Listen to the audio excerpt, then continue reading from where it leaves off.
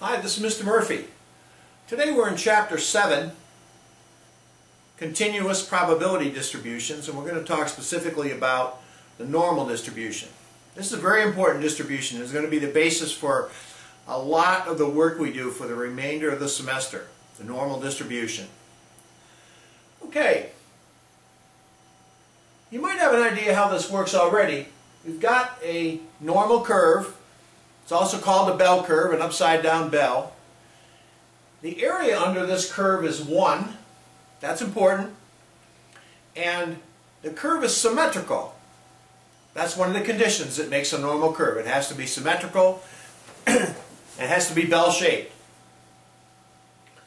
Well, if the area under the curve represents 1, and it's symmetrical, then the area under 1/2 of the curve must equal 0.5. Either half is equal to 0.5. Alright, let's do an example. Let's say that we're counting the points that an NBA player scores in the first quarter of a game. And we happen to know that the population mean is 4.08.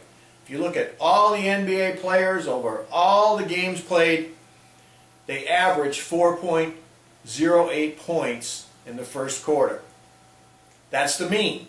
So we note the vertical line down the middle of the curve represents the mean, and in the case of this particular distribution, points scored in the first quarter by an NBA player, the mean is 4.08.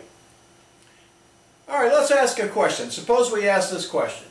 What's the probability that a given player in a given game scores less than 8 points? One player, one game, what's the probability that he scores less than 8? Well, the mean is 4.08, so probability is going to be under 8. Probably pretty good. It's 50% that he would be under 4.08. So we've got a pretty strong probability that it's going to be under 8. And we have to represent this graphically. Believe me.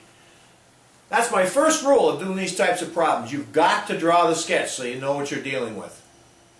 Now, in this particular curve, again, the mean is 4.08. And I've already noted on there in this made-up example that the standard deviation, represented by the symbol sigma, the standard deviation is 2. Okay, so we come over 1 standard deviation, 2. I don't know, it looks like 8. It looks to me like 8 is going to be right about there. I'm just eyeballing it. I can't locate that exactly, but it looks like it's going to be 8. Alright, what's the probability that we're going to score less than 8 points? Well, it's going to be represented under the curve by the sum of this area and the sum of this area, the area between 4.08 and 8. We already know this is 0.5, but where are we going to get that area? Well, we have to go into our normal tables, which I'm sure you found in the back of the book. We have to go into the table. What do we need to go into the table? What is the entry, the entree? We need the z-score. We can't go in with 8. We have to go in with the equivalent z. You know, you can draw the z-scale right below the x-scale in any of these problems. And we know that the z at the mean is always what? Always 0. The z is always 0 at the mean. The question is, what is the z equivalent to 8? And for that we need our formula. Looks something like this. The z is equal to the value of x, in this case is 8, minus the mean, 4.08, divided by the standard deviation, sigma. X minus mu, x minus mu, all over sigma, which is equal to, it's a given, which is equal to 2. Okay, so if we divide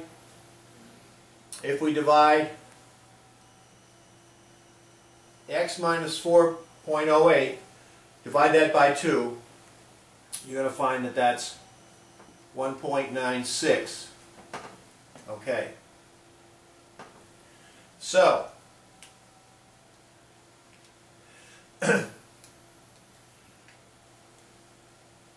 we're searching for this area. Make sure you draw the sketch, because not all of the problems are as completely straightforward as this one is. We know this is 0.5. We're looking for that area. If we add those two together, that will be the probability that in a given game, a given player scores less than 8 points. The sum of those two areas. Okay, where are we going to get that number? We're going to get it out of our normal tables toward the back of the book.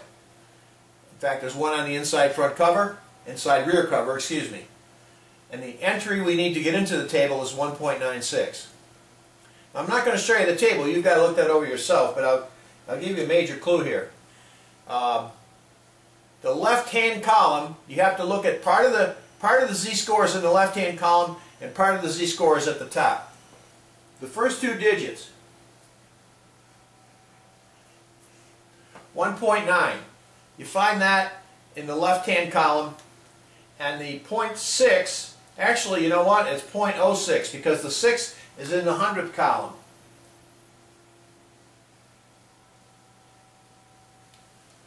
That's going to be on the top margin,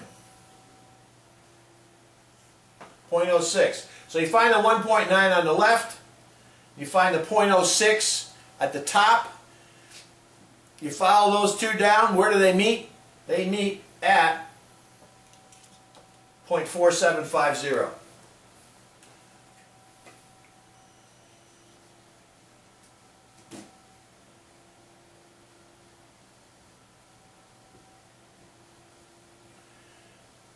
You absolutely have to be able to figure out those tables.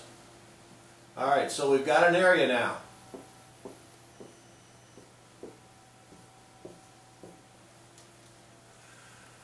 We've got an area, and we can just pick it right off the graph. We look at that and we say, we add these two numbers together and we say the probability that in a given game tonight a given player is going to score less than 8 points in the first quarter is 97.5%.